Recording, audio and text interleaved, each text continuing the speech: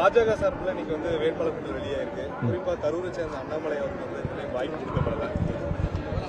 போட்டியிடக்கூடிய எல்லா கட்சியும் அந்தந்த கட்சி வேட்பாளர்கள் யார் என்பதை தீர்மானிக்கின்றார்கள். திராவிட முன்னேற்ற கழகத்தில் போட்டியிடக்கூடிய வேட்பாளரை எங்களுடைய கழக தலைவர் அவர்கள் தீர்மானித்து வேட்பாளரை அறிவிக்கின்றார்கள். அதனால மற்ற கட்சியில யார் போட்டியிடுறாங்க, யாருக்கு வாய்ப்பு கொடுத்தாங்க, யாருக்கு வாய்ப்பு கொடுக்கலன்னு பார்க்க வேண்டியது எங்க வேலை இல்லை.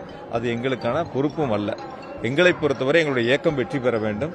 திராவிட முன்னேற்ற கழகத்தினுடைய ஆட்சி முதலமைச்சர்கள் இரண்டாவது முறையாக ஆட்சி பொறுப்பை ஏற்க வேண்டும். அதில் கோவையில் சிறப்பு கவனத்தை நாங்கள் செலுத்தி வெற்றி பெறுவதற்கான பணிகளை முன்னெடுத்திருக்கின்றோம்.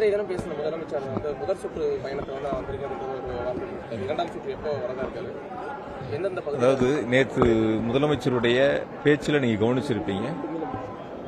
2021ஆம் ஆண்டு ஆட்சி பொறுப்பேற்று சென்னை தவிர மற்ற மாவட்டங்களுக்கு அதிக முறை சுற்றுப்பயணம் செய்த பெருமைக்குரிய மாவட்டம் கோவை மாவட்டம்.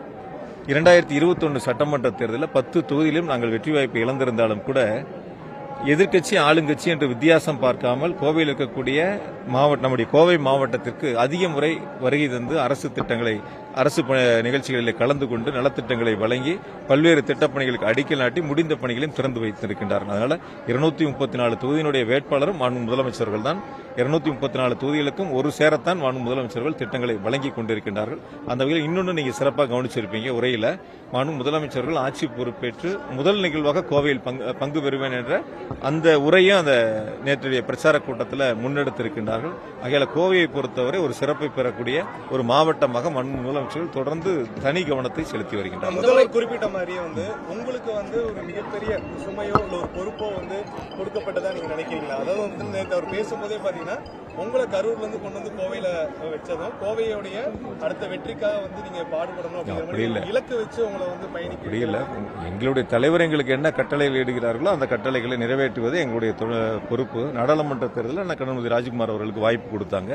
அவங்க மிக சிறப்பாக வாக்காளர் பெருமக்கள் ஆதரவை கொடுத்து வெற்றி பெற்று நாடாளுமன்ற உறுப்பினராக பணியாற்றி கொண்டிருக்கின்றார்கள்.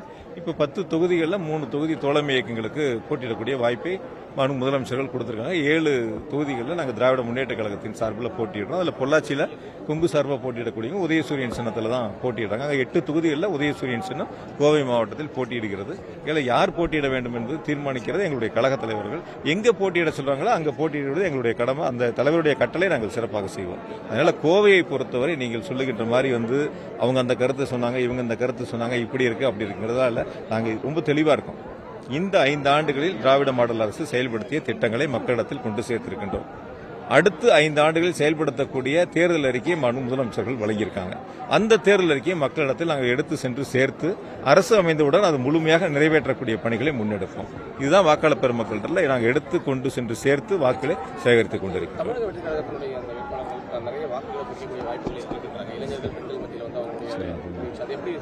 முதல் தேர்தலை அவங்க சந்திக்கிறாங்க. தேர்தல் முடிவிட்டு அவங்க எவ்வளவு எந்த வாக்குல எவ்வளவு வாங்குறாங்கிறது பார்ப்போம். பல தேர்தல் சந்தித்த இயக்கங்கள்லாம் இப்ப தேர்தலில் போட்டியிடுறாங்க. எங்களை பொறுத்த வரைக்கும் எத்தனை இயக்கங்கள் போட்டியிடுகிறது புதுசா பழசாலாம் நாங்கள் பார்க்கல. இருக்கிற வாக்காளர்களை நாங்கள் அதிகமான வாக்குகளை பெற்று வெற்றி பெற வேண்டும் என்பதுதான் எங்களுடைய கடமையா பணியா நாங்கள் எடுத்து செஞ்சிட்டு இருக்கோம். அதனால எங்களுக்கு எந்த விதமான சந்தேகம் இல்லை. வெற்றியை பொறுத்தவரை கோவை மாவட்டத்தை பொறுத்தவரை தமிழ்நாட்டை பொறுத்தவரை திராவிட முன்னேற்ற கழகத்தினுடைய வெற்றி என்பதை நாங்களுக்கு எந்தவித எல்லளவு சந்தேகம் இல்லை. வெற்றி உறுதி செய்யப்பட்டது.